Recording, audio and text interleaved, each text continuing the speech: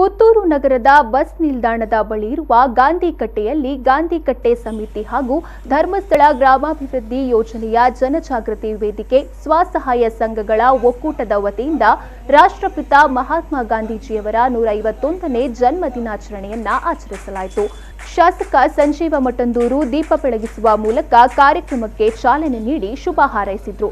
ಗಾಂಧೀಜಿ ಎಂದೊಡನೆ ನಮ್ಮ ಮನಸ್ಸಲ್ಲಿ ಮೂಡುವಂತದ್ದು ಸರಳತೆ. ಆ ಸರಳತೆ ಬಹುಶಃ ಇವತ್ತು ನಾವು ಕಾಣಬೇಕಿದ್ರೆ ಗಾಂಧಿ ಜಯಂತಿ ದಿನವನ್ನು ಕಾಣಬೇಕು.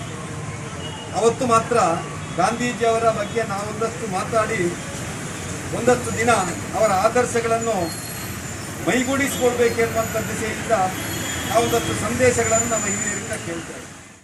ಸಹಾಯಕ ಆಯುಕ್ತ ಡಾಕ್ಟರ್ ಯತೀಶ್ ಉಳ್ಳಾಲ್ ಗಾಂಧಿ ಪ್ರತಿಮೆಗೆ ಮಾಲಾರ್ಪಣೆ ಮಾಡಿದರು. ಈ ಸಂದರ್ಭದಲ್ಲಿ ನಗರಸಭೆ ಪೌರಾಯುಕ್ತೆ ರೂಪಾ ಶೆಟ್ಟಿ, ತಹಶೀಲ್ದಾರ್ ರಮೇಶ್ ಬಾಬು ಟಿ, ತಾಲೂಕ್ ಪಂಚಾಯತ್ ಸ್ಥಾಯಿ ಸಮಿತಿ ಅಧ್ಯಕ್ಷ ಸಾಜಾ ರಾಧಾಕೃಷ್ಣ ಆಳ್ವ ಉಪಸ್ಥಿತರಿದ್ದರು.